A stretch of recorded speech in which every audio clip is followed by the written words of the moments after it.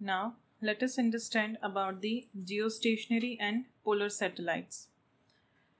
The geostationary satellites are the satellites which appear to be stationary with respect to any observer at particular point on Earth. For example, this is Earth and this is observer. So for this observer, the satellite is constantly over his head. That means the time period of revolution of the satellite should be equal to time period of rotation of Earth, that is equals to 24 hours.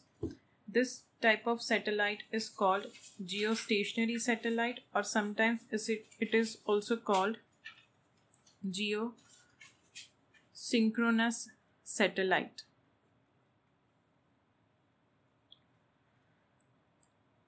The time period of satellite is given by 2 pi into RE plus H whole power 3 by 2 divided by root GME. We want time period to be 24 hours. For that, let us find the height from the surface of the Earth at which the geosynchronous satellite should orbit. Putting the value of G, mass of Earth and radius of Earth, we will get the value of H as 35,890 km approximately. So at this height, if satellite is orbiting, then it will be the geosynchronous satellite. The geosynchronous satellite revolves around the Earth in equatorial plane.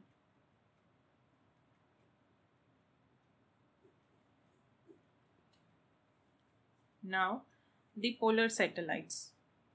Polar satellites are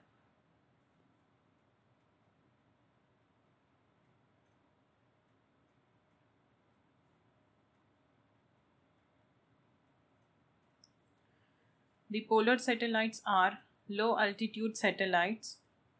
These satellites orbit around the poles in north-south direction. The polar satellites orbit in north-south plane and the geosynchronous satellite orbits in equatorial plane. The height from the surface of Earth is approximately 500 to 800 km. They have very less time period of revolution, and that is about 100 meters. Now let us understand the weightlessness. Weight of any object is the gravitational force on body applied by the planet. So W is equals to mg.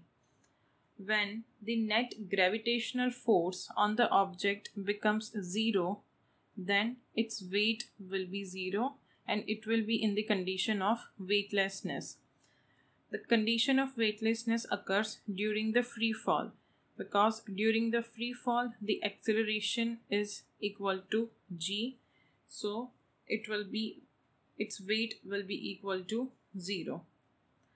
The another condition of weightlessness is in the gravity free space, where the gravitational force of all the planets are negligible at particular point. At that point, the weight of object will be 0. The other point is null points. Null points are the points at which the gravitational force due to multiple objects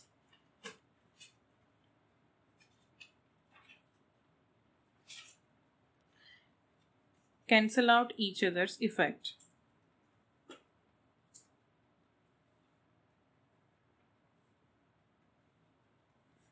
So at that point, the net gravitational force is 0.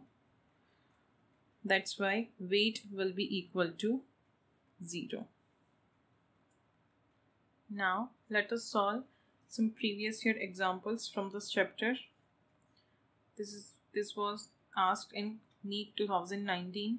The question was, assuming that gravitational potential energy of an object at infinity is 0. That means at infinity we have taken gravitational potential energy as a reference to be 0. The change in potential energy of an object of mass m when taken to height h from the surface of Earth of radius r. We want to find the change in potential energy when it is taken from surface to height h.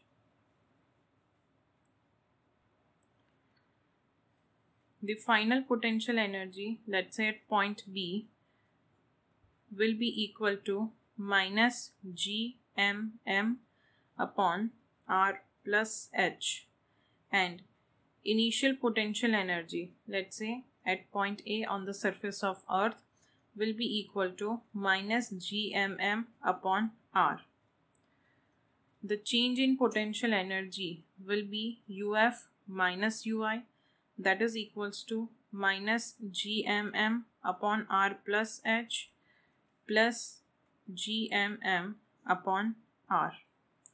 So UF minus UI will be minus gmm into 1 upon r plus h minus 1 upon r. So UF minus UI will be equal to minus gmm into r minus h divided by r plus h into r. This plus r and minus r will get cancelled out. So UF minus UI will be equal to this minus h and minus gmm will be plus. So gmm h divided by r into r plus h. So this will be the correct answer.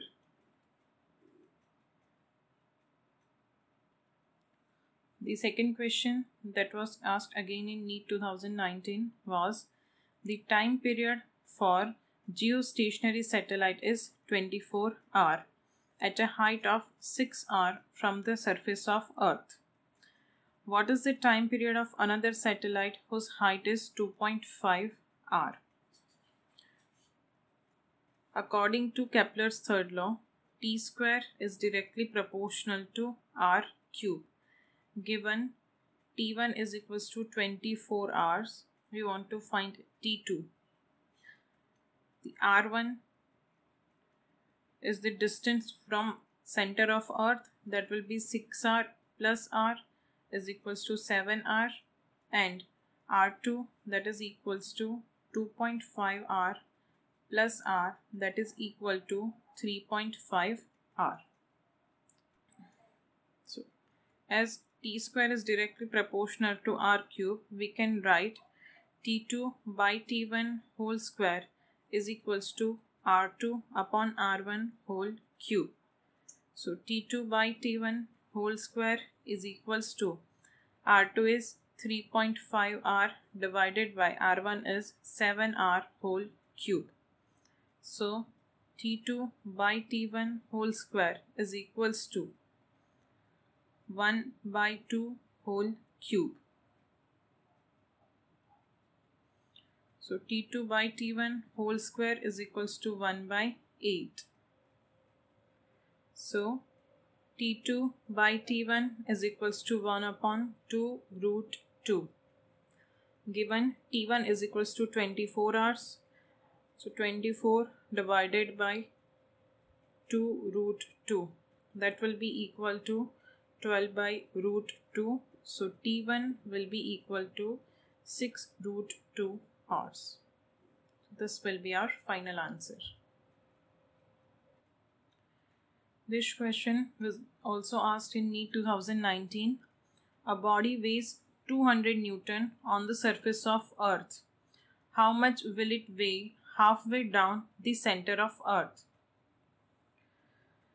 The gravitational acceleration at depth d is given by GD is equals to G into 1 minus D upon RE. Multiplying this both the side by M. This will be the weight at depth D. Let's say it is W dash is equals to mg. It is the weight on the surface of earth. 1 minus D upon RE. Given D is equals to RE by 2. So W dash is equals to 200 into 1 minus RE divided by 2 into RE. So W dash is equals to 200 into 1 minus 1 by 2. That will be equal to 100 Newton. So it will weigh 100 Newton down the surface. In this question, we want to find the work done to raise a mass m from the surface of earth to the height h, which is equal to the radius of earth. Initially, the object was located at the surface of earth at point A. We want to change its height from the surface of earth to the equal to r, where r is the radius of earth. Work done is equals to change in potential energy, that is U final minus U initial. U final is point B, so potential energy at point B minus potential energy at point A. Potential energy at point B is minus G ME M upon distance will be 2r. Minus potential energy at point A will be minus GMEM upon R. So work done will be minus GMEM upon 2R plus GMEM upon R. That will give us the answer. Work done is equals to GMEM upon 2R. So this will be our final answer.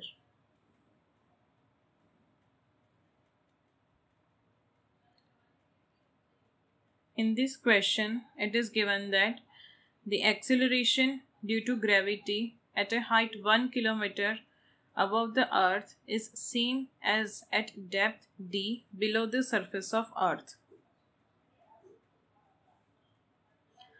We want to find the depth d. Gravitational acceleration at height h is given by gh is equals to g 1 minus 2h upon re. Here h is given 1 kilometer, which is very less than re, so we will use this formula, and gd at depth is 1 minus d upon re. Given these two values are same, we can say 2h is equals to d.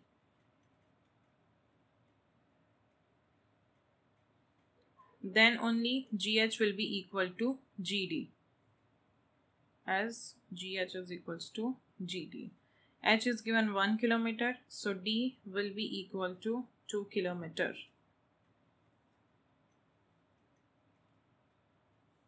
In this question, we want to find the ratio of escape velocity at Earth to the escape velocity at a planet whose radius and mean density are twice as that of Earth.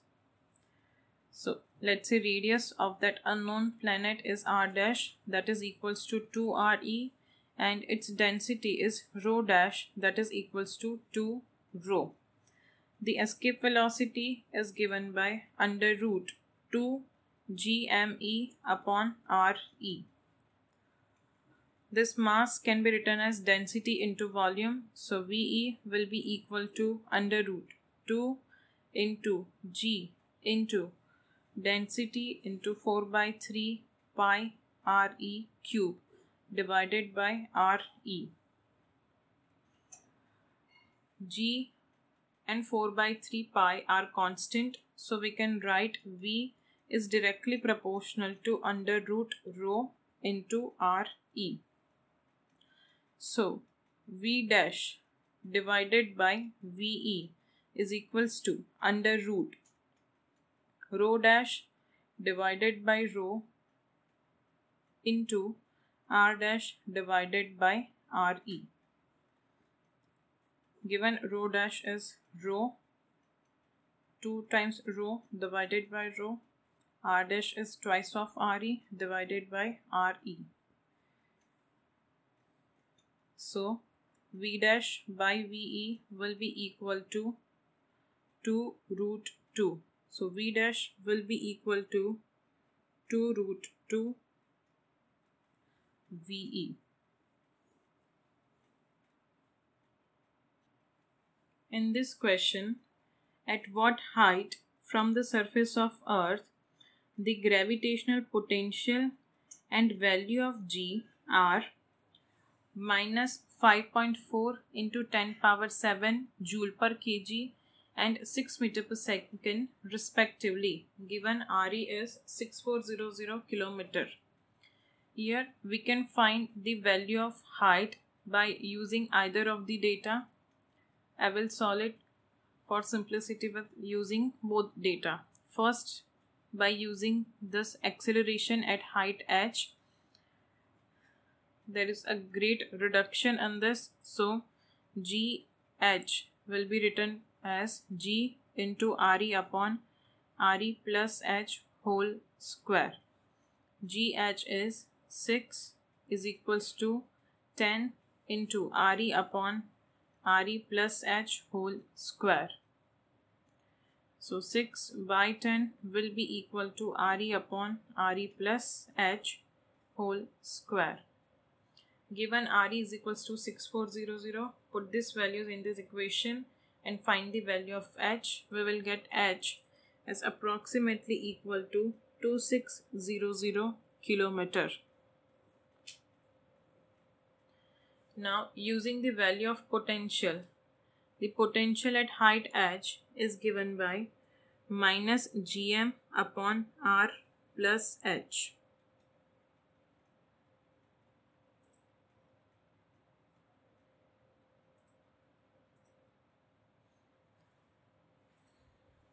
And gravitational acceleration at height h is given by minus gm upon r plus h whole square.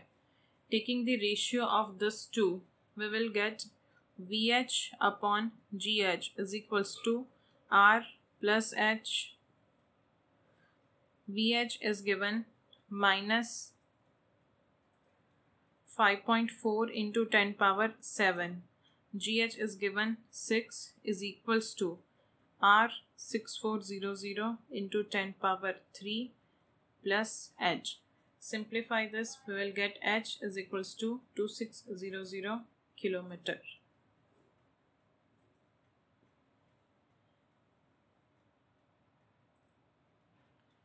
A body of mass m is taken from Earth's surface to the height equal to twice the radius of Earth. What is the change in potential energy of the body? Initially, the body was at the surface of Earth, let's say at point A.